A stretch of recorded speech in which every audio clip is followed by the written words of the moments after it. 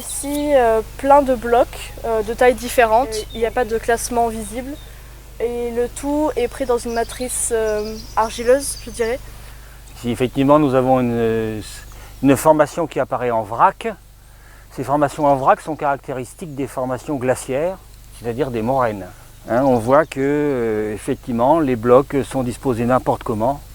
Tout simplement parce que lorsque le glacier descend de la montagne, il y a des morceaux de parois qui le bordent, qui s'écroulent dessus. Et lorsque le glacier arrive au bout, ou lorsqu'il fond, eh bien, on va avoir les dépôts qui vont se faire sur place. C'est un peu comme un voyageur qui est fatigué et qui pose ses valises. Boum, une grosse valise, une petite valise, je les pose toutes les deux par terre. Le Quaternaire est une période qui comporte 5 glaciations. Nous n'en verrons que des traces de la dernière, le Wurm, qui commence il y a environ 130 000 ans et qui se termine vers le dernier maximum glaciaire, vers moins 20 000 ans. Ce dernier glacier a effacé les traces de tous les autres, donc on ne verra pas de traces des autres glaciers. Tout le long de la journée, nous allons essayer de voir d'où vient ce glacier et quelle épaisseur il avait.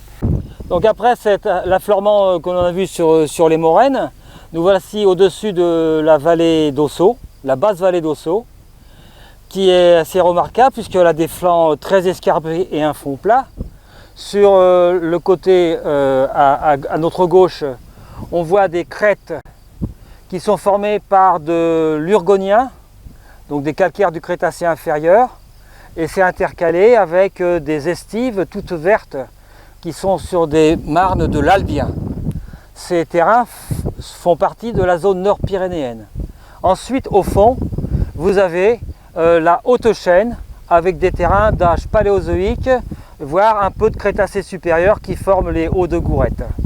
Cette vallée est bien une vallée glaciaire, typique en Auge, sauf que ce n'est pas une auge. En effet, nous sommes près de l'Atlantique et pendant les glaciations, le climat était relativement doux. Si bien que sous les glaciers, même pendant les périodes très froides, il y avait des torrents qui coulaient, des torrents sous-glaciaires qui creusaient la vallée en V. Donc ici, vous avez bien une vraie vallée glaciaire, mais c'est une fausse vallée en auge. Et comment cela se fait que du coup, on a ici une vallée à fond plat? Les rivières qui vont descendre de la montagne lors des crues sont très chargées en éléments, des galets, du sable, des argiles, et ceci va venir combler cette vallée en V pour former une belle terrasse alluviale qui descend très très lentement vers le nord. Et bien maintenant, pour savoir si nos moraines que nous avons trouvées tout à l'heure viennent du glacier d'Ossau ou d'un glacier qui vient de l'ouest, eh bien il va falloir progresser un peu encore sur le chemin. À partir de la vallée d'Ossau dont nous venons de faire le panorama, nous allons remonter jusque sur le plateau du Bénou qui est surplombé par les crêtes de l'Urgonien qui constituent ici les chaînons béarnais. Lorsqu'on arrive complètement à droite, on observe une colline, un petit monticule qui est complètement dépourvu de végétation. Il s'agit d'un lambeau de l'erzolite, un lambeau de manteau supérieur qui a été pris dans l'orogenèse pyrénéenne.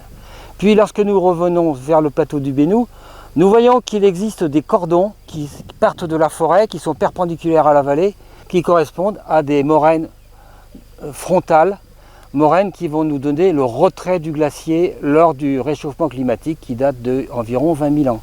Les cordons morainiques sont dissymétriques avec le côté le plus penté du côté du glacier. Eh bien, on s'aperçoit que ce cordon numéro 2 est plus penté à l'est qu'à l'ouest. Cela veut dire que les moraines ont été amenées par un glacier qui venait de l'est. Il s'agit donc du glacier d'Ossau qui était suffisamment épais pour venir recouvrir la vallée perchée du Bénou. Et ces cordons morainiques, on peut voir qu'ils sont parallèles entre eux, donc perpendiculaires à la vallée. Et comment ça se fait? Ils sont en parallèle entre eux parce qu'ils sont parallèles au bord du glacier. Et ce sont des moraines de retrait qui vont nous signaler que le réchauffement climatique ne s'est pas fait d'un seul coup. De temps en temps, vous allez avoir des refroidissements très très courts qui vont stopper le retrait du glacier Et donc pendant ce refroidissement très court, le glacier va refaire une moraine frontale. Mais le glacier ne va pas avancer parce que le climat est extrêmement aride. Pendant les glaciations, effectivement, toute l'eau est stockée dans les cahots glaciaires et il y a très peu de précipitations.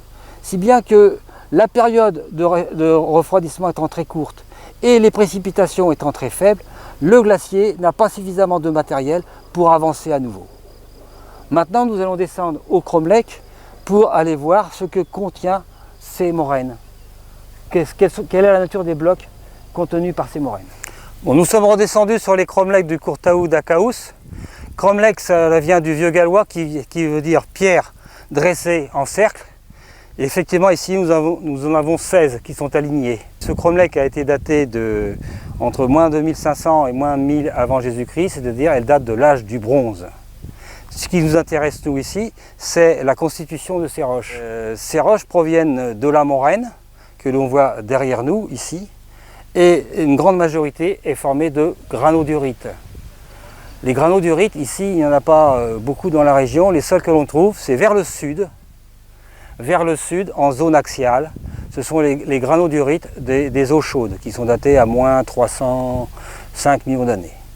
Ce qui est très intéressant pour nous, c'est que cela permet d'affirmer que le glacier venait bien du Haut-Ossau et qu'il débordait largement sur le plateau du Bénou, 550 mètres d'épaisseur.